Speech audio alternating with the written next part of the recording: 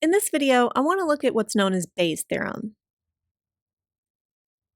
Just like for the law of total probability, we need to start with a set of events that are disjoint and make up the entire sample space. Bayes' theorem then tells me that the probability of AJ given B is equal to the probability of AJ times the probability of B given AJ, all divided by the sum of all of the possible probability of AIs times the probability of B given AI. So let's look at some examples of using this. Let's suppose we have two consecutive traffic lights that have been synchronized to make a run of green lights more likely. In particular, if the driver finds the first light to be red, the second one will be green with a probability of 0.9, and if the first light is green, the second one will be green with a probability of 0.7. So if the probability that a driver will find the first light green is 0.6, I want to find the probability that a passing car encountered a green first light given that it encountered a green second light.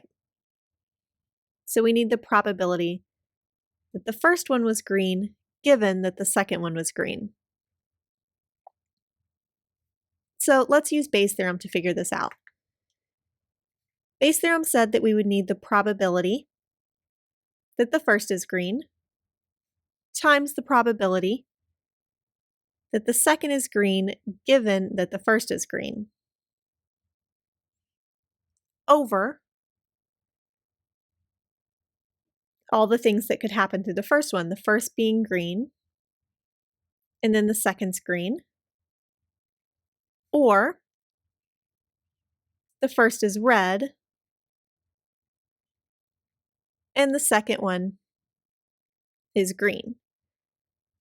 So if we think through this, the probability that the first light is green is 0.6. The probability of the second light, or if the first light is green, the second line will be green with a probability of 0.7 over this first part of the denominator is exactly the same as the numerator, plus if the first light is green with a probability of 0.6, then it's red with a probability of 0.4. And if the first is red, the second one will be green with a probability of 0.9. So now we just need to work this out. And when we do, we get 0.538. Let's suppose that 5% of all men and 0.25% of all women are colorblind. A person is chosen at random from a community having 55% women and 45% men. So what's the probability that the person is colorblind? So I just want to know what the chance they're colorblind is. Well, they could be male and colorblind, or they could be female and colorblind. 45% are men, so the probability of male is 0.45. And then the chance that a male is colorblind is 5%, so 0.05. 55% are women, and the chance that you're colorblind given that you're a female is 0.25%. So converting to a decimal, 0.0025. And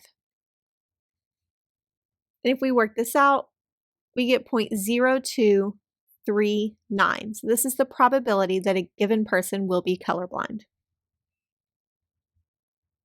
Next, if the chosen person is colorblind, what's the probability the person is male? So I want the probability that they're male given that we already know they're colorblind. Bayes' theorem says this is the probability that they are male times the probability that they're colorblind given that they're male over all the things that could happen in this first spot. They could be male and colorblind, or they could be female and colorblind. The probability that they're male is 0.45, and the chance that they're colorblind giving that they're male is 0.05. And then this denominator here is exactly what I calculated in the previous problem, 0.0239. So if we work this out, we get 0.9424. So there's about a 94% chance that this person would be male if we know that they are colorblind. In a certain county, 60% of registered voters are Republicans, 30% are Democrats, and 10% are independents. When those voters were asked about increasing military spending, 40% of Republicans opposed it, 65% of Democrats opposed it, and 55% of independents opposed it. A registered voter from this county writes a letter to a local paper arguing against increased military spending. So what's the probability this voter is a Democrat? So we need to know the probability that they're a Democrat given that they opposed. Well, the information in this problem, we know the chance that they're a Democrat, and we know the chance that they oppose given that they're a Democrat, over all of the things that could happen in the first spot. They could be a Republican and oppose as a Republican. They could be a Democrat and oppose as a Democrat. Or they could be an independent and oppose as an independent. So if we work through this, if we look in our problem, 30% are Democrats. And of those Democrats, 65% oppose. So that gives us our numerator, 0.3 times 0.65. On the bottom, the chance that they're a Republican, we can see that we had 60% Republican, so 0.6. And 40% of Republicans opposed, so 0.4. The chance that they're a Democrat was 0.3. The chance they opposed as a Democrat was 0.65.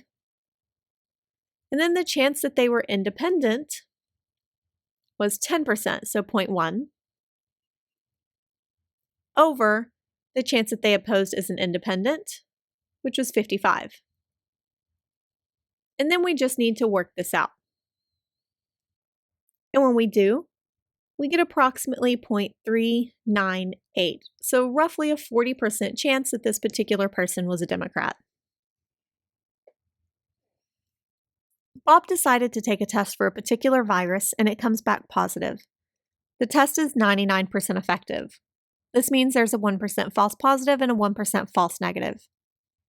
We're going to suppose 0.3% of the population where Bob lives has this virus. So what's the probability that he has the virus? So we want to know the probability he has the virus given a positive test. Well, that would be the probability he has the virus times the probability that he tested positive given that he has the virus. For the denominator, he could have the virus. We know he's testing positive. Or he could not have the virus and still test positive. Only 0.3% of the population has the virus, so 0.003 chance he has the virus. The chance he tests positive given that he has the virus is 0.99 since this test has a 99% effective rating. Over, well, there's a 0.003% chance he has the virus. 0.99% of those will test positive. There's a 0.997 chance he does not have the virus. And the chance he tests positive given that he does not have the virus, that would be a false positive test, so 0.01. And if we work this out, we get 0.2295. So even though he tested positive, there's only about a 23% chance that he actually has the virus.